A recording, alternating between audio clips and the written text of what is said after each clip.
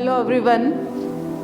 Deepawali festival के बाद में एक बार फिर से आप सभी का मेरे YouTube channel advance chemistry bye Sanyogita ma'am में स्वागत है।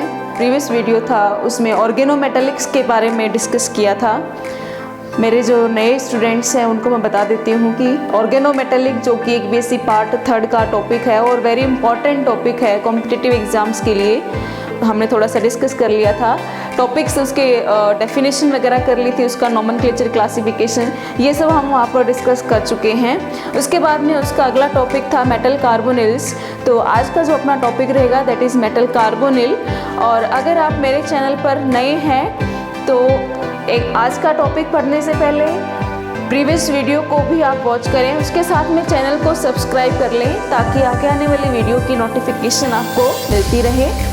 और बेल आइकन को प्रेस करना मत भूलिएगा। और वीडियो पसंद आए तो उसको लाइक कीजिए एंड फ्रेंड्स को शेयर कीजिए। चलिए स्टार्ट करते हैं अपन आज का अपना टॉपिक मेटल कार्बोनिल्स। सबसे पहला पॉइंट, सबसे पहली बात, what are the metal carbonyls. Metal carbonyls क्या होते हैं? Compounds formed by the combination of CO molecule with transition metals are known as the metal carbonyls. Compound जिसमें CO और ट्रांजिशन मेटल प्रेजेंट होती है उन्हें हम और मेटल कार्बोनिल्स कहते हैं। जो CO लिगेंड है, यहाँ पर CO का इलेक्ट्रॉनिक कॉन्फ़िगरेशन देखते हैं तो उससे पता चलता है कि एक lone pair of electron carbon और ऑक्सीजन दोनों पर प्रेजेंट होता है। कार्बन पर भी लोन पेयर ऑफ इलेक्ट्रॉन होता है, ऑक्सीजन पर भी लोन पेयर ऑफ इलेक्ट्रॉन होता है। लेकिन बॉन्डिंग के दौरान ये जो lone pair of electron donate किया जाता है ये एक्चुअल में कार्बन वाला lone pair of electron donate किया जाता है, ऑक्सीजन वाला लोन पेयर ऑफ इलेक्ट्रॉन ये डोनेट नहीं करता है। उसके पीछे भी एक रीज़न है। रीज़न ये है कि मेटल कार्बोनिल्स में मेटल जो होती है वो जीरो या फिर लो ऑक्सीडेशन स्टेट में प्रेजेंट होती है। और जीरो या लो ऑक्सीडेशन स्टेट की कंडीशन होती है कि वो एक सॉफ्ट मेटल, उसकी सॉफ्ट नेचर को बताती है। और कार्बन और ऑक्सीजन में से कार्बन की इलेक्ट्रोनेगेटिविटी कम होती है, ऑक्सीजन की ज़्यादा होती है, तो इसमें कार्बन की सॉफ्ट नेचर होती है। और HCB कॉन्सेप्ट के अनुसार सॉफ्ट इंटरेक्शन मोर स्टेबल होता है, उससे स्ट्रॉन्ग बॉन्ड का फॉर्मेशन होता है। तो यहाँ पर मेटल और कार्बोनिल लिगेंड के बीच में एक सॉफ्ट इंटरेक्शन होता है, इसलिए कार्बन वाला lone pair of electron metal को डोनेट किया जाता है और इस टाइप की इसमें बॉन्डिंग होती है मेटल कार्बोनिल्स में। तो मेटल और कार्बोनिल लिगेंड से बने हुए मॉलिक्यूल्स मेटल कार्बोनिल्स कहलाते हैं। ठीक है, first point. Second point is classification of metal carbonyls. Metal carbonyls में जो कि मेटल प्रेजेंट होती है, तो ये जो मेटल होती है इसके नंबर, कितने नंबर इसमें प्रेजेंट है उसके बेसिस पर इसका क्लासिफिकेशन किया गया है। इसके बेसिस पर ये 3 टाइप्स के हैं, mononuclear, binuclear and polynuclear. Mononuclear मतलब एक मेटल एटम प्रेजेंट होती है, बाईन्यूक्लियर 2 मेटल एटम प्रेजेंट होती हैं, पॉलीन्यूक्लियर 2 से ज़्यादा मेटल एटम्स प्रेजेंट होती हैं। मोनोन्यूक्लियर में जब एक मेटल प्रेजेंट होती है, 1 मेटल, तो उसमें कोई मेटल बॉन्ड होगा नहीं। इसके एग्जांपल्स होंगे निकल टेट्राकार्बोनिल, आयरन पेंटाकार्बोनिल, क्रोमियम हेक्साकार्बोनिल एक्सेट्रा। बाईन्यूक्लियर में जब 2 मेटल एटम प्रेजेंट होती है तो एटलीस्ट उसमें 1 मेटल बॉन्ड प्रेजेंट होगा। Example CO2CO8, Fe2CO9, OH2CO9। जब 2 से ज़्यादा मेटल प्रेजेंट हो तो उसमें मेटल बॉन्ड्स की संख्या भी 1 से ज़्यादा होगी। एग्जाम्पल्स हैं उसके Fe3CO12, CO4CO12, OS4 और भी बहुत सारे इसके एग्जाम्पल्स हैं। ठीक है, तो ये हो गया इसका classification based on the number of metal atoms, mononuclear, binuclear and polynuclear. अगला पॉइंट है preparation methods for metal carbonyls. Preparation method में फर्स्ट पॉइंट आता है by direct combination of CO with metal. CO और मेटल के direct combination से metal carbonyls का preparation. इसमें जैसे निकल टेट्राकार्बोनिल का फॉर्मेशन, आयरन पेंटाकार्बोनिल का फॉर्मेशन, CO2CO8 का फॉर्मेशन कैसे होगा? जब निकल मेटल को, उसके महीन जो चूर्ण होता है, उसका पाउडर होता है, उसके साथ में अगर कार्बोनिल को ट्रीट किया जाता है, कार्बोनिल गैस उसमें से पास की जाती है, तो रूम टेम्परेचर पर निकल टेट्रा कार्बोनिल का फॉर्मेशन होता है। इसी तरह से आयरन की कार्बोनिल के साथ में 200 degree centigrade temperature 100 atmospheric pressure पर FeCO5 का फॉर्मेशन होता है। और कोबाल्ट की कार्बोनिल के साथ में 200 degree centigrade temperature 100 atmospheric pressure पर CO2CO8 का फॉर्मेशन होता है। तो इसका फर्स्ट मेथड हो गया है by the direct combination of CO molecule with metal. ठीक है। Second method is by carbonating the metallic salt with CO in presence of reducing agent like sodium, magnesium, copper, hydrogen या lithium aluminium hydride, इनके presence में ये जो reducing agents हैं sodium, magnesium, copper, hydrogen, lithium aluminium hydride, इनकी presence में जब हम किसी मेटालिक सॉल्ट को कार्बोनिल के साथ में ट्रीट करते हैं स्पेसिफिक कंडीशंस पर, तो उससे मेटल कार्बोनिल्स का फॉर्मेशन होता है। फॉर एग्जांपल क्रोमियम सॉल्ट को जब लिथियम एल्यूमिनियम हाइड्राइड की प्रेजेंस में CO के साथ में ट्रीट किया जाता है 115 डिग्री टेम्परेचर और 70 एटमॉस्फेरिक प्रेशर पर, तो उससे क्रोमियम हेक्सा कार्बोनिल का फॉर्मेशन होता है। इसी तरह से रुथेनियम सॉल्ट को जब हम Ag की प्रेजेंस में, अर्जेंटेनम की प्रेजेंस में 175 डिग्री टेम्परेचर और 250 एटमॉस्फेरिक प्रेशर पर ट्रीट किया जाता है कार्बोनिल के साथ में, तो उससे रुथेनियम पेंटाकार्बोनिल का फॉर्मेशन होता है। इसी तरह से मैग्नीज सॉल्ट MnI2 और उसको जब कार्बोनिल के साथ में ट्रीट किया जाता है इन presence of magnesium reducing agent 25 degree centigrade temperature और 210 एटमॉस्फेरिक प्रेशर पर, तो उससे Mn2CO10 का फॉर्मेशन होता है। कोबाल्ट सॉल्ट और कार्बोनिल को जब कॉपर रिड्यूसिंग एजेंट के साथ में ट्रीट किया जाता है 200 डिग्री टेम्परेचर 200 एटमॉस्फेरिक प्रेशर, तो उससे CO2CO8 का फॉर्मेशन होता है। इसी तरह से फेरस सॉल्ट को जब कॉपर की प्रेजेंस में कार्बोनिल के साथ में ट्रीट किया जाता है, सेम कंडीशंस हैं, तो उससे आयरन पेंटाकार्बोनिल का फॉर्मेशन होता है। और कॉपर सॉल्ट को, यहाँ पर कॉपर का सल्फाइड सॉल्ट है, कोबाल्ट का सल्फाइड सॉल्ट है और यहाँ कोबाल्ट का आयोडाइड सॉल्ट है। तो कोबाल्ट का जो आयोडाइड सॉल्ट है उसको कॉपर की प्रेजेंस में जब कार्बोनिल के साथ में ट्रीट किया जाता है, सेम कंडीशंस हैं, तो उससे CO2CO8 का फॉर्मेशन होता है। इसी तरह से मोलिब्डेनम का सॉल्ट और उसको हम सोडियम की प्रेजेंस में कार्बोनिल के साथ में ट्रीट करेंगे, तो उससे मोलिब्डेनम हेक्सा कार्बोनिल का फॉर्मेशन होता है। तो ये सेकेंड मेथड हो गया by the carbonylating the metallic salt with CO in presence of reducing agents like sodium, magnesium, aluminium hydrogen और लिथियम एल्यूमिनियम हाइड्राइड। ये उसके कुछ एग्जाम्पल्स हो गए हैं, आप नोट कर सकते हैं इनको, साथ साथ में इसके एग्जाम्पल्स हो गए हैं कुछ। कभी कभी क्या होता है कि जो कार्बोनिल लिगेंड होता है वो खुद as a reducing agent behave करता है, तो उसमें रिड्यूसिंग एजेंट की ज़रूरत नहीं होती है। जैसे एग्जांपल देखिए OSO4 ओस्मियम ऑक्साइड के जब कार्बोनिल के साथ में उसको ट्रीट किया जाता है 250 degree centigrade temperature 350 atmospheric pressure पर, तो उसे ऑस्मियम पेंटाकार्बोनिल का फॉर्मेशन होता है। इसी तरह से रीनियम सॉल्ट को जब हम कार्बोनिल के साथ में ट्रीट करते हैं तो उससे रीनियम कार्बोनिल का फॉर्मेशन होता है, Re2CO10 का फॉर्मेशन होता है। ठीक है।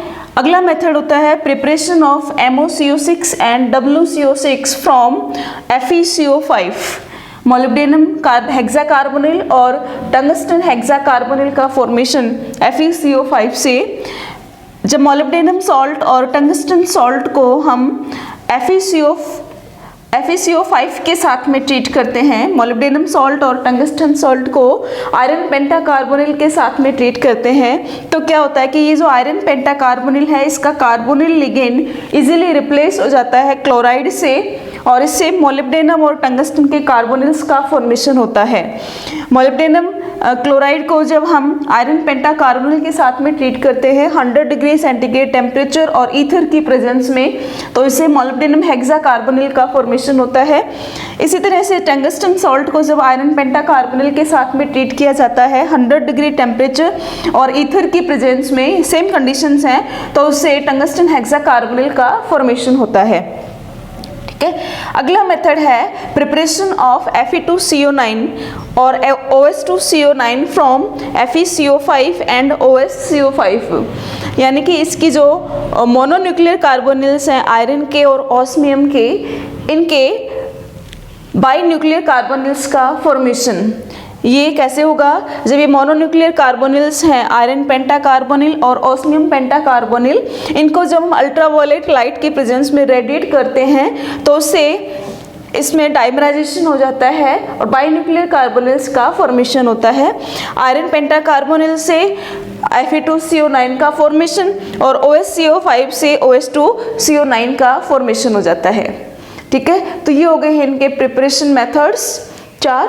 फर्स्ट था by direct combination of CO with metal, second था carbonylating of metal salts with CO in presence of reducing agent, third है preparation of MoCO6 and WCO6 from the FeCO5 and fourth है preparation of Fe2CO9 and OS2CO9 from FeCO5 और OSCO5, इनके mononuclear carbonyl से binuclear carbonyls या polynuclear carbonyls का formation in presence of ultraviolet light. तो ये हो गया इनका प्रिपरेशन। अगला पॉइंट चलते हैं 18 electron rule for metal carbonyls. देखिए हमने EAN रूल पढ़ा था कोऑर्डिनेशन कंपाउंड्स के लिए, इफेक्टिव एटॉमिक नंबर रूल। उसके अकॉर्डिंग क्या था कि जब मेटल के पास इलेक्ट्रॉन्स की संख्या और लिगेंड्स द्वारा दिए गए इलेक्ट्रॉन्स की संख्या जब नियरेस्ट इनर्ट गैस कॉन्फ़िगरेशन के इक्वल होती है तो उससे उस कोऑर्डिनेशन कंपाउंड की स्टेबिलिटी अधिक होती है और इलेक्ट्रॉन्स की संख्या उससे कम या ज़्यादा होने पर उसकी स्टेबिलिटी कम या नहीं होती है। तो इसी तरह से 18 इलेक्ट्रॉन रूल्स दिया गया है मेटल कार्बोनिल्स के लिए, मेटल कार्बोनिल्स की स्टेबिलिटी को बताने के लिए। इस रूल के अकॉर्डिंग मेटल के वैलेंस सेल में प्रेजेंट इलेक्ट्रॉन्स की संख्या, मेटल के केवल वैलेंस सेल में प्रेजेंट इलेक्ट्रॉन्स की संख्या प्लस कार्बोनिल लिगेंड द्वारा दिए गए इलेक्ट्रॉन्स की संख्या जब 18 के इक्वल हो जाती है, दोनों का टोटल क्या हो जाता है 18 हो जाता है, तो उस कंडीशन में उस मेटल कार्बोनिल की स्टेबिलिटी अधिक होती है, स्टेबल होता है, और उससे कम या ज़्यादा इलेक्ट्रॉन्स होने पर उसकी स्टेबिलिटी कम होती है। ठीक है, तो मेटल के वैलेंस शेल में प्रेजेंट इलेक्ट्रॉन्स की संख्या प्लस कार्बोनिल लिगेंड द्वारा दिए गए इलेक्ट्रॉन्स की संख्या जब 18 होती है तो उस कंडीशन में उस मेटल कार्बोनिल की स्टेबिलिटी अधिक होती है, इलेक्ट्रॉन्स की संख्या कम या ज़्यादा होने पर स्टेबिलिटी कम होती है।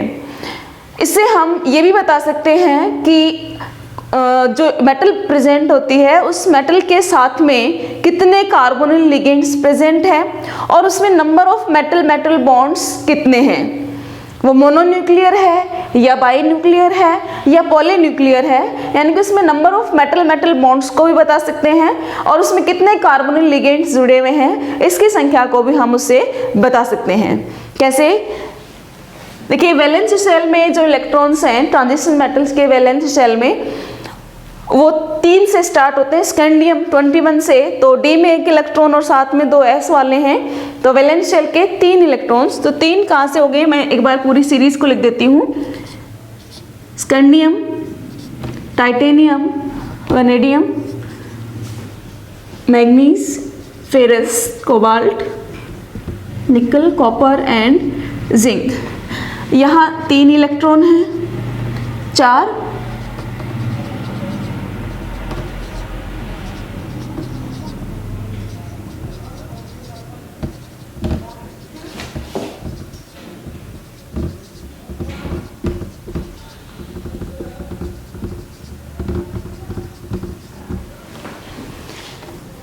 इसके नीचे यहाँ पर इट्रियम सेकंड सीरीज में, जिरकोनियम, मोलिब्डेनम, टेक्नीशियम, रुथेनियम,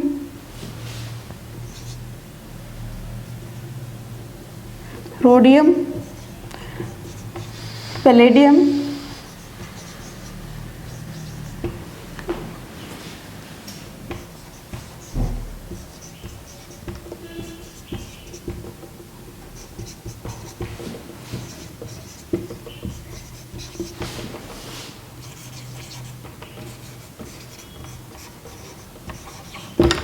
ये ट्रांजिशन मेटल्स की तीनों सीरीज हो गई है, first, second and third series. तो देखिए इसमें एक तो odd number of electron present है और एक even number of electrons present है। तो पहले मैं बात करती हूँ इवन नंबर ऑफ इलेक्ट्रॉन्स कहाँ प्रेजेंट है। यहाँ रे इवन नंबर ऑफ इलेक्ट्रॉन्स ये रहे,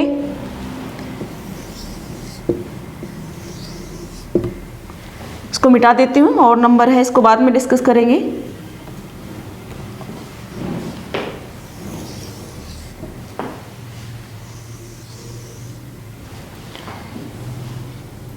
तो जब even number of electrons present हो, वैलेंस इलेक्ट्रॉन हो, देखिए 6 का एग्जांपल, 6 इलेक्ट्रॉन है, इसको मैं बता रही हूँ आपको। जब 6 इलेक्ट्रॉन प्रेजेंट है मेटल के वैलेंस शेल में, इसका एग्जांपल क्रोमियम, इसके वैलेंस शेल में इलेक्ट्रॉन 6 है। इलेक्ट्रॉनिक कॉन्फ़िगरेशन देख लीजिए आप, डी के अंदर 4 इलेक्ट्रॉन है और एस में 2 है, या फिर इसको कहें कि एक एस से इलेक्ट्रॉन डी में आ जाता है, तो D5 और S1 कॉन्फ़िगरेशन होता है इसका। तो टोटल इसमें वैलेंस शेल में इलेक्ट्रॉन्स होते हैं 6। जब इसके वैलेंस शेल में इलेक्ट्रॉन है और हमें टोटल कितने करने हैं 18, तो 18 में से हम 6 लेस करेंगे तो कितने बच गए इसमें 12 इलेक्ट्रॉन्स। तो ये 12 इलेक्ट्रॉन्स कहाँ से आएंगे, कार्बोनिल लिगेंड से, और हमें पता है कि एक कार्बोनिल लिगेंड है वो 2 इलेक्ट्रॉन डोनेट करता है। तो यहाँ पर कितने कार्बोनिल लिगेंड्स अटैच होंगे इसके साथ में, 6 कार्बोनिल लिगेंड्स इसके साथ में अटैच होंगे। तो यहाँ कार्बोनिल कौन सा फॉर्म होगा, CrCO6। इसी तरह से जो मोलिब्डेनम है उसका कार्बोनिल भी क्या बनेगा यहाँ पर, MoCO6, और टंगस्टन का भी क्या बनेगा, WCO6। तो इस तरह से हम नंबर ऑफ कार्बोनिल लिगेंड्स की संख्या को, नंबर ऑफ कार्बोनिल लिगेंड्स भी बता सकते हैं और साथ में इसके स्टेबिलिटी भी बता सकते हैं। ये हमने निकाल लिया, इसमें नंबर ऑफ कार्बोनिल्स कितने होंगे, साथ में इसमें मेटल की संख्या कितनी होगी, ये सारे कैसे बनेंगे, मोनोन्यूक्लियर कार्बोनिल्स होंगे। ठीक है, स्टेबिलिटी उनकी होगी क्योंकि इसके पास इलेक्ट्रॉन कितने हो गए हैं, 18 इलेक्ट्रॉन, 6 इसके वैलेंस शेल में प्रेजेंट है, 12 इलेक्ट्रॉन इस कार्बोनिल लिगेंड से दिए गए हैं, टोटल हो गए 18 इलेक्ट्रॉन, और क्या हो गए हैं, स्टेबल हो गए हैं। तो ये किस फॉर्म में प्रेजेंट होंगे, मोनोन्यूक्लियर कार्बोनिल्स की फॉर्म में ये प्रेजेंट होंगे। इसी इवन वैलेंस इलेक्ट्रॉन के लिए, आयरन के लिए देखते हैं हम, आयरन फैमिली, इसमें आयरन, रुथेनियम और ऑस्मियम प्रेजेंट होते हैं। तो जब वैलेंस शेल में इलेक्ट्रॉन हो 8, वैलेंस शेल में इलेक्ट्रॉन हो 8 इलेक्ट्रॉन, और कौन सी फैमिली है, आयरन वाली है, आयरन इसका एग्जाम्पल है। तो इसके साथ में कितने कार्बोनिल लिगेंड आएंगे ये हम चेक कर लेते हैं। 8 इलेक्ट्रॉन आयरन के पास में प्रेजेंट है और टोटल 18 इलेक्ट्रॉन करने हैं, तो 18 में से हम 8 को लेस कर देंगे तो बच गए हैं 10 इलेक्ट्रॉन। 10 इलेक्ट्रॉन का मतलब हो गया है 5 कार्बोनिल लिगेंड्स इसके साथ में अटैच होंगे। तो यहाँ जो मेटल कार्बोनिल बनेगा वो एक मोनोन्यूक्लियर मेटल कार्बोनिल होगा। एग्जाम्पल इसके होंगे FeCO5, इसी तरह से रुथेनियम का बनेगा RuCO5 और ऑस्मियम का होगा OsCO5। तो ये सारे ही होंगे मोनोन्यूक्लियर कार्बोनिल्स। ठीक है, नेक्स्ट बात करते हैं हम ऑड इलेक्ट्रॉन। जब वैलेंस शेल में नंबर ऑफ इलेक्ट्रॉन्स ऑड हो तो उस कंडीशन में कौन से कार्बोनिल का फॉर्मेशन होगा। फर्स्ट देखते हैं हम, जब वैलेंस शेल में इलेक्ट्रॉन्स 5 हो, वैलेंस शेल में इलेक्ट्रॉन कितने हो, 5 हो, तो ये कौन सा हो गया है, वेनेडियम। वेनेडियम का इसका एग्जांपल देखते हैं। वेनेडियम के वैलेंस शेल में इलेक्ट्रॉन्स 5 हैं, तो कितने बच गए इसमें इलेक्ट्रॉन, 18 - 5 13 इलेक्ट्रॉन है। तो 13 में से 6 इलेक्ट्रॉन कहाँ से आ जाएंगे इसमें, 6 कार्बोनिल से कितने इलेक्ट्रॉन आ जाएंगे, 12 इलेक्ट्रॉन। तो इसमें 6 कार्बोनिल्स इसके साथ में अटैच हो जाएंगे, लेकिन एक इलेक्ट्रॉन अभी भी इसके पास में बचेगा। तो इसका जो कार्बोनिल का फॉर्मेशन होगा वो कौन सा बनेगा, VCO6। लेकिन इस कंडीशन में ये इसकी स्टेबिलिटी नहीं होती है, VCO6 माइनस के फॉर्म में ये रहेगा, VCO6 माइनस, यानी इसका एनायन फॉर्म इसकी स्टेबल ज्यादा होगी, VCO6 माइनस। ठीक है, इसी तरह से हम बात करते हैं 7 इलेक्ट्रॉन की। इसका डाइमर नहीं बनेगा, इसका क्या बनेगा, number of metal metal bonds 0 है, बनेगा इसका मोनोन्यूक्लियर कार्बोनिल, लेकिन VCO6 माइनस में इसकी स्टेबिलिटी ज्यादा है। VCO6 माइनस कम है क्योंकि उसके पास इलेक्ट्रॉन्स केवल 17 ही हो रहे हैं, VCO6 माइनस में इसमें 18 इलेक्ट्रॉन होते हैं, तो इसकी स्टेबिलिटी यहाँ पर ज्यादा होगी। ठीक है, अगली बात करते हैं, जो वैलेंस शेल में इलेक्ट्रॉन्स की संख्या हो 7 इलेक्ट्रॉन प्रेजेंट हो, यानी कि कौन सी फैमिली है ये, मैग्नीज वाली फैमिली है, मैग्नीज के पास में 7 इलेक्ट्रॉन है, तो 18 में से जब हम 7 को लेस करते हैं तो हमारे पास बच गए हैं 11 इलेक्ट्रॉन। 11 इलेक्ट्रॉन में से 10 इलेक्ट्रॉन्स होते हैं वो तो 5 कार्बोनिल लिगेंड्स के द्वारा डोनेट कर दिए जाते हैं। अब बचा 1 इलेक्ट्रॉन, वो मेटल क्या करती है, अपना 1 इलेक्ट्रॉन दूसरे मेटल के पास लेकर के जाती है और कहती है क्यों ना हम इसको साझा कर लें, और मेरे भी 18 इलेक्ट्रॉन हो गए हैं, आपके भी 18 इलेक्ट्रॉन हो गए हैं, और मॉलिक्यूल क्या हो गया है, स्टेबल हो गया है। क्योंकि 17 इलेक्ट्रॉन होंगे तो उसकी स्टेबिलिटी कम होगी, लेकिन 18 हो जाएंगे तो उसकी स्टेबिलिटी बढ़ जाएगी। तो यहाँ जो कार्बोनिल फॉर्म होगा वो मोनोन्यूक्लियर ना होकर के कौन सा बनेगा, बाई न्यूक्लियर कार्बोनिल बनेगा। तो लिगेंड्स की संख्या आ गई है 5, MnCO5, लेकिन इस फॉर्म में ये स्टेबल नहीं है, इसके पास 1 इलेक्ट्रॉन की कमी है, तो ये क्या करेगा, 1 इलेक्ट्रॉन दूसरी मेटल से ले लेगा, अपना इलेक्ट्रॉन उसको दे देगा, उसका इलेक्ट्रॉन अपने पास में ले लेगा, तो ये डाइमराइज हो जाएगा। तो इसका जो कार्बोनिल बनेगा वो क्या होगा, Mn2CO10। इस फॉर्म में इसकी स्टेबिलिटी ज्यादा होगी, Mn2CO10। इसी तरह से टेक्नीशियम का भी यही बनेगा, Tc2CO10, और रीनियम का भी यही बनेगा, Re2CO10। तो इसके जो कार्बोनिल्स होंगे वो बाई न्यूक्लियर कार्बोनिल्स बनेंगे, और number of metal metal bonds यहाँ पर 1 होगा, क्योंकि 1 इलेक्ट्रॉन के इसके पास में कमी है, तो नंबर ऑफ जितने इलेक्ट्रॉन्स की डेफिशिएंसी होगी उतने क्या बनेंगे, इसमें number of metal metal bonds. ठीक है, तो इसके जो कार्बोनिल्स होंगे कौन से होंगे, बाई न्यूक्लियर कार्बोनिल्स। नेक्स्ट हम बात करते हैं कोबाल्ट। जब वैलेंस शेल में इलेक्ट्रॉन्स की संख्या हो 9, जब 9 इलेक्ट्रॉन प्रेजेंट हो तो ये फैमिली कौन सी होती है, कोबाल्ट फैमिली। इसमें 18 में से जब हम 9 लेस करते हैं तो बचे 9 इलेक्ट्रॉन। 9 इलेक्ट्रॉन में से जो 8 इलेक्ट्रॉन होते हैं वो तो 4 कार्बोनिल लिगेंड्स के द्वारा डोनेट कर दिए जाते हैं, लेकिन अभी बचा 1 इलेक्ट्रॉन।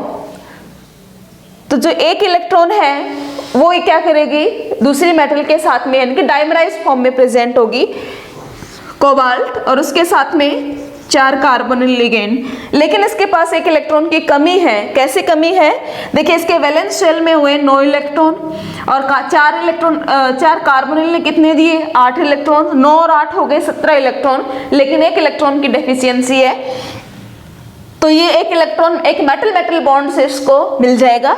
तो यहाँ जो कार्बोनिल फॉर्म होगा वो उसका डाइमर बनेगा CO2CO8, CO2CO8। इसी तरह से रोडियम का भी यही बनेगा, RH2CO8, और इरिडियम का भी यही बनेगा, Ir2CO8। तो ये था 18 electron rule for the stability of metal carbonyls. Metal carbonyls के लिए 18 इलेक्ट्रॉन रूल।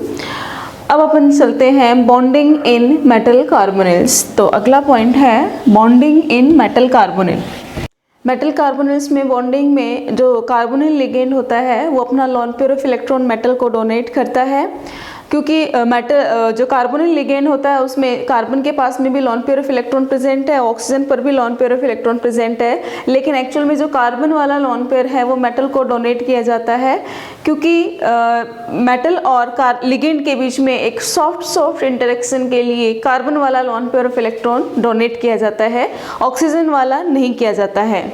तो बॉन्डिंग के दौरान जब सिग्मा बॉन्ड का फॉर्मेशन होता है तो उस कंडीशन में हमें पता है कि जो सिग्मा बॉन्ड का फॉर्मेशन होता है वो हाइब्रिड ऑर्बिटल्स में ओवरलैपिंग से होता है। तो मेटल के जो हाइब्रिड ऑर्बिटल्स हैं जो कि वैकेंट हैं, उन हाइब्रिड ऑर्बिटल्स में कार्बोनिल लिगेंड अपना lone pair of electron donate करती है, उससे सिग्मा बॉन्ड का फॉर्मेशन होता है। और सिग्मा बॉन्डिंग के दौरान जैसे ही इलेक्ट्रॉन्स लिगेंड से मेटल की तरफ जाते हैं, वैसे ही मेटल पर इलेक्ट्रॉन डेंसिटी इंक्रीज हो जाती है, क्योंकि जो कार्बोनिल्स होते हैं, मेटल कार्बोनिल्स होते हैं, इसमें मेटल या तो जीरो ऑक्सीडेशन स्टेट में प्रेजेंट होती है या फिर वो लो ऑक्सीडेशन स्टेट में प्रेजेंट होती है। तो उसके पास इलेक्ट्रॉन्स खुद के पास अपने सफिशिएंट इलेक्ट्रॉन्स होते हैं, लेकिन जब कार्बोनिल अपना लोन पेयर ऑफ इलेक्ट्रॉन उसको डोनेट कर देता है तो उस पर इलेक्ट्रॉन डेंसिटी इंक्रीज हो जाती है, या यूँ कहें कि उस पर नेगेटिव चार्ज डेंसिटी, तो इलेक्ट्रॉन बढ़ेगा उसके पास में, ऑर्बिटल्स में इलेक्ट्रॉन डेंसिटी इंक्रीज होगी तो उससे इलेक्ट्रॉनिक रिपल्शन होगा तो फिर स्टेबिलिटी उसकी डिक्रीज होने लगेगी। लेकिन बॉन्ड को स्ट्रॉन्ग करने के लिए फिर मेटल क्या करती है, अपने जो फील्ड ऑर्बिटल्स हैं जो कि अनहाइब्रिड ऑर्बिटल्स हैं, अनहाइब्रिड PRD ऑर्बिटल्स हैं, वहाँ से वो इलेक्ट्रॉन डेंसिटी को फर्दर बैक डोनेट कर देती है कार्बोनिल के जो वैकेंट पाई एंटीबॉन्डिंग ऑर्बिटल्स हैं उसमें वो उसको डोनेट कर देती है। तो इलेक्ट्रॉन डेंसिटी सिग्मा बॉन्डिंग के दौरान मूव हुई कार्बन से मेटल की ओर, यानी कि कार्बोनिल लिगेंड से मेटल की ओर। लेकिन जैसे ही मेटल पर इलेक्ट्रॉन डेंसिटी इंक्रीज हुई, मेटल ने क्या किया, अपना जो फील्ड अनहाइब्रिड ऑर्बिटल्स हैं वहाँ से इलेक्ट्रॉन्स को उसने वापस से उसको डोनेट कर दिया कार्बोनिल लिगेंड के जो एंटी बॉन्डिंग ऑर्बिटल्स हैं जो कि वैकेंट हैं उसमें उसने उसको डोनेट कर दिया है। ठीक है, तो जो कार्बोनिल लिगेंड होता है वो एक वीक सिग्मा डोनर होता है, बट ये एक गुड पाई एक्सेप्टर लिगेंड होता है। तो कार्बोनिल लिगेंड मेटल के साथ में सिंगल बॉन्ड और उसके साथ में डबल बॉन्ड कैरेक्टर भी रखता है। बॉन्डिंग में सिंगल बॉन्ड के साथ में ये डबल बॉन्ड कैरेक्टर भी रखता है। इसमें सिग्मा और पाई बॉन्ड्स का फॉर्मेशन होता है। अब जब इलेक्ट्रॉन डेंसिटी मेटल से लिगेंड में वापस आ रही है, उसके एंटी बॉन्डिंग ऑर्बिटल्स में आ रही है, तो एंटी बॉन्डिंग ऑर्बिटल्स में इलेक्ट्रॉन्स का आना, बॉन्ड ऑर्डर को डिक्रीज करना, तो कार्बोनिल लिगेंड जिसमें कि बॉन्ड ऑर्डर 3 अपन लगाते हैं कार्बन और ऑक्सीजन के बीच में, वहाँ पर उसका जो बॉन्ड ऑर्डर है वो डिक्रीज हो जाएगा, डबल बॉन्ड की ओर शिफ्ट होगा। उधर डबल बॉन्ड की ओर शिफ्ट होगा तो मेटल और लिगेंड के बीच में डबल बॉन्ड कैरेक्टर अपने आप आ जाएगा। तो चलिए इसका बॉन्डिंग का जो डायग्राम है वो अपन इसको रिप्रेजेंट कर लेते हैं। सिग्मा बॉन्डिंग में क्या होता है, सिग्मा बॉन्डिंग कार्बोनिल लिगेंड अपना lone pair of electron donate करता है मेटल के वैकेंट हाइब्रिड ऑर्बिटल्स में। ठीक है, तो ये मेटल है, उसका वैकेंट हाइब्रिड ऑर्बिटल जो कि एक्सिस पर प्रेजेंट है, कार्बोनिल उसका फील्ड हाइब्रिड ऑर्बिटल, ये उसका फील्ड हाइब्रिड ऑर्बिटल है, ये मेटल का वैकेंट वैकेंट हाइब्रिड।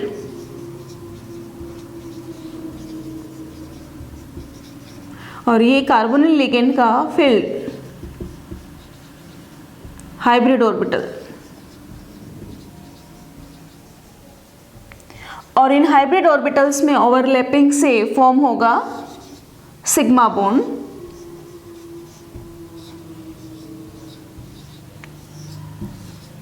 ये फॉर्म हो गया है सिग्मा बॉन्ड, यहाँ से इलेक्ट्रॉन डेंसिटी ट्रांसफर होगी यहाँ पर। तो ये तो हो गया है सिग्मा बॉन्ड का फॉर्मेशन। लेकिन जैसे इलेक्ट्रॉन डेंसिटी इधर से इधर आई, अब ये वापस इलेक्ट्रॉन डेंसिटी अपने ऑर्बिटल से इसको डोनेट करेगा, तो उससे बनेगा पाई बॉन्ड। तो पाई बॉन्डिंग कैसे होगी, मेटल ये तो उसका एक्सिस पर तो उसका वैकेंट हाइब्रिड ऑर्बिटल है, और ये साइड वाले इसके ये ऑर्बिटल जो कि फील्ड हैं, अनहाइब्रिड हैं,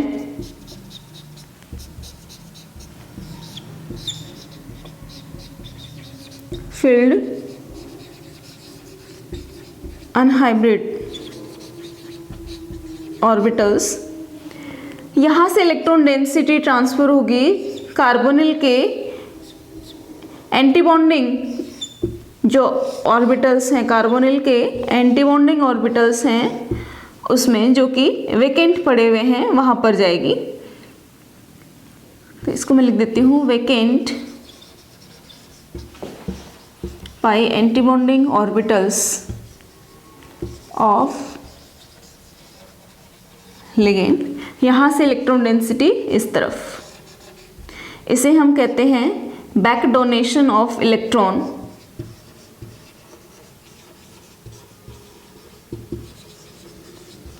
और इस बैक डोनेशन ऑफ इलेक्ट्रॉन से ये फॉर्म होता है पाई बॉन्ड। इसकी डायरेक्शन होती है metal to ligand, pi bond. तो मेटल कार्बोनिल्स में डबल बॉन्ड कैरेक्टर होता है, मेटल और लिगेंड के बीच में इस तरह से इसमें बॉन्डिंग होती है, इधर से इधर सिग्मा बॉन्ड और metal to ligand pi bond. इसमें डबल बॉन्ड कैरेक्टर प्रेजेंट होता है, ठीक है। अब जो मोनोन्यूक्लियर कार्बोनिल्स होते हैं, मोनोन्यूक्लियर कार्बोनिल्स, उसमें जो कार्बोनिल लिगेंड है वो as a terminal ligand present होता है, यानी कि बॉन्डिंग में कार्बोनिल जो है वो टर्मिनल के रूप में, टर्मिनल का मतलब उसमें बॉन्डिंग होगी इस टाइप से, ये बॉन्डिंग होगी। लेकिन जो बाइन्यूक्लियर कार्बोनिल्स या जो पॉलीन्यूक्लियर कार्बोनिल्स हैं वहाँ पर carbonyl ligand as a bridging ligand भी प्रेजेंट होता है, as a bridging ligand present होता है। तो उस कंडीशन में इसकी बॉन्डिंग होगी इस टाइप से, ब्रिजिंग के फॉर्म में है तो ये इस फॉर्म में उसकी बॉन्डिंग होगी। तो मेटल कार्बोनिल्स में जो कार्बोनिल लिगेंड के साथ में जो बॉन्डिंग होती है वो दो टाइप से, ये टर्मिनल कार्बोनिल और ये है उसके ब्रिजिंग कार्बोनिल। ब्रिजिंग कार्बोनिल में डबल बॉन्ड कैरेक्टर ये रहा और टर्मिनल में सिंगल।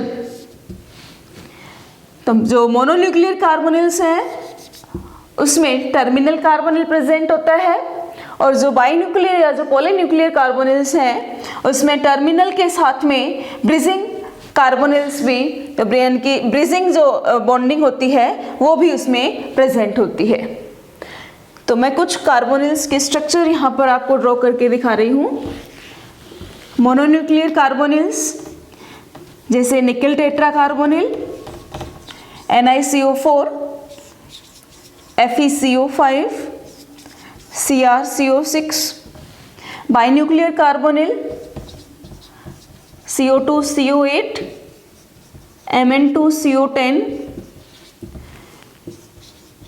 Fe2CO9 कि मैं आपको स्ट्रक्चर दिखा रही हूँ। फर्स्टली निकल टेट्रा कार्बोनिल NiCO4। देखिए NiCO4 में जो निकल होता है वो sp3 हाइब्रिडाइज्ड फॉर्म में प्रेजेंट होता है, इसमें sp3 हाइब्रिडाइजेशन होता है। sp3 हाइब्रिडाइजेशन के लिए रेगुलर शेप होती है टेट्राहाइड्रल, तो इसकी भी शेप होगी टेट्राहाइड्रल निकल और उसके साथ में 4 कार्बोनिल लिगेंड्स टेट्राहाइड्रल शेप में से अटैच होंगे। NiCO4 की स्ट्रक्चर हो गई है और सारे कार्बोनिल्स हैं वो टर्मिनल कार्बोनिल्स की फॉर्म में प्रेजेंट हैं। तो इसमें बॉन्डिंग हम इस फॉर्म में दिखा देते हैं, निकल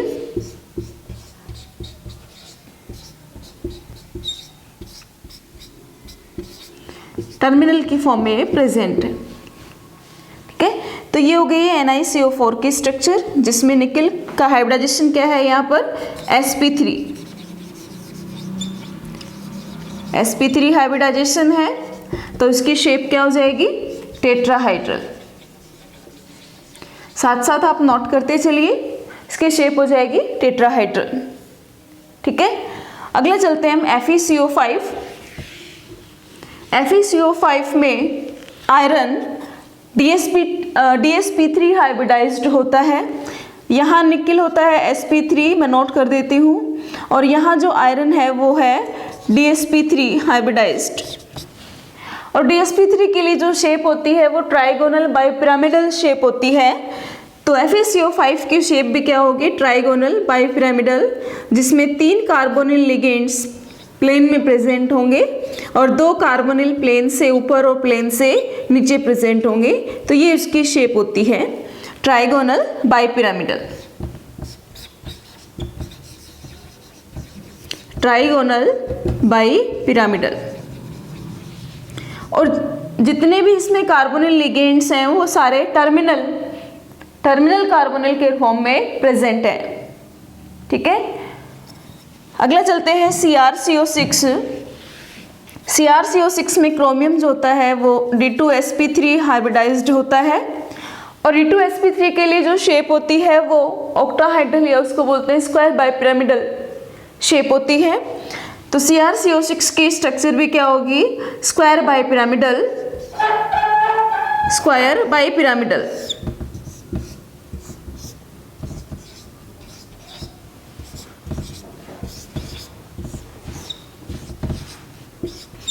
इसमें 4 कार्बोनिल लिगेंड्स प्लेन में, 2 प्लेन से ऊपर और नीचे, स्क्वायर बाइपिरामिडल। हाइब्रिडाइजेशन है इसका D2sp3। तो ये स्ट्रक्चर हो गई है मोनोन्यूक्लियर कार्बोनिल्स की। उसके आगे चलते हैं बाइन्यूक्लियर कार्बोनिल्स। इसमें लेते हैं CO2CO8। CO2CO8 में 2 मेटल चूंकि यहाँ पर प्रेजेंट है तो मेटल के बीच में एक मेटल मेटल बॉन्ड भी प्रेजेंट होगा। तो CO2CO8 स्ट्रक्चर में 2 कार्बोनिल जो कोबाल्ट मेटल है उसके बीच में एक मेटल मेटल बॉन्ड है। उसके साथ में इस पर क्या लगे हुए हैं? 8 कार्बोनिल लिगेंड्स लगे हुए हैं।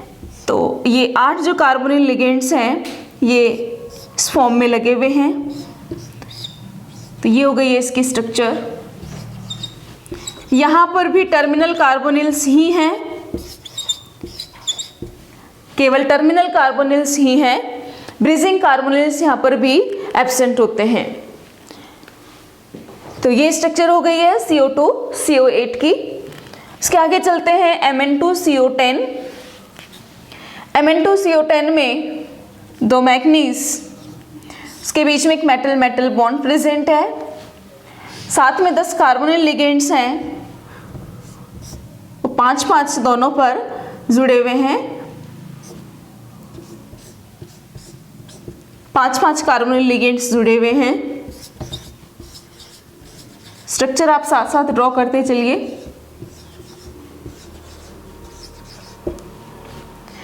Number of metal metal bond यहाँ पर कितना हो गया है? 1 मेटल मेटल बॉन्ड है इसमें।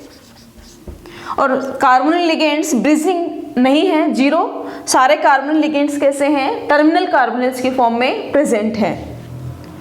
अगले स्ट्रक्चर चलते हैं Fe2CO9।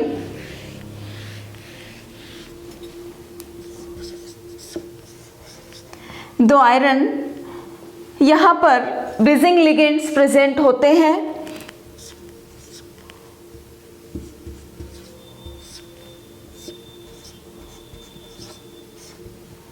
और इन ब्रिजिंग लिगेंड्स की संख्या यहाँ पर 3 होती है। 3 ब्रिजिंग कार्बोनिल प्रेजेंट हैं और टोटल 6 टर्मिनल कार्बोनिल प्रेजेंट है। 3 तो ब्रिजिंग कार्बोनिल्स हैं और 6 टर्मिनल कार्बोनिल्स प्रेजेंट हैं।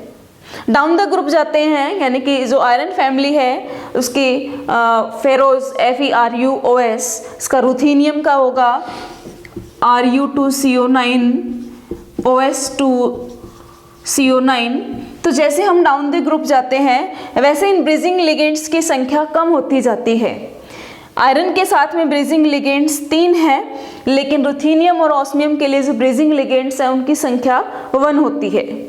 ठीक है, तो डाउन द ग्रुप जाने पर ब्रिजिंग लिगेंड्स की संख्या डिक्रीज होती है। ठीक है, तो ये स्ट्रक्चर हो गई है कुछ मोनोन्यूक्लियर और बाइन्यूक्लियर कार्बोनिल्स की। तो कार्बोनिल्स के बारे में हमने डिस्कस कर लिया है। कार्बोनिल्स क्या होते हैं, उनकी डेफिनेशन, कि कंपाउंड जो कि कार्बोनिल और मेटल से फॉर्म होते हैं उनको हम मेटल कार्बोनिल्स बोलते हैं। सेकंड उनका क्लासिफिकेशन मेटल के बेसिस पर कि नंबर ऑफ मेटल्स कितने हैं उसके बेसिस पर ये 3 टाइप्स के होते हैं, मोनोन्यूक्लियर, बाइन्यूक्लियर एंड पॉलीन्यूक्लियर। उसके बाद में उसके कुछ प्रिपरेशन मेथड्स हमने डिस्कस किए। फिर हमने उसमें 18 इलेक्ट्रॉन रूल्स को उसकी स्टेबिलिटी के लिए जो दिया गया है उसको डिस्कस किया। उसके बाद में अपने स्ट्रक्चर और बॉन्डिंग को एक्सप्लेन कर लिया है। तो ये अपना कंप्लीट हो गया आज का अपना topic metal carbonyls. Metal carbonyls के बारे में आपको कोई क्वेरी हो आप मुझे पूछ सकते हैं, कॉल करके पूछ सकते हैं। वीडियो अगर आपको पसंद आया हो तो आप इसे लाइक कीजिए, फ्रेंड्स को शेयर कीजिए, और अगर आप मेरे YouTube चैनल पर नए हैं तो चैनल को सब्सक्राइब कर लीजिए ताकि आपको वीडियो की नोटिफिकेशन टाइम पर मिल जाए। मिलते हैं एक अगले वीडियो में नए टॉपिक के साथ में।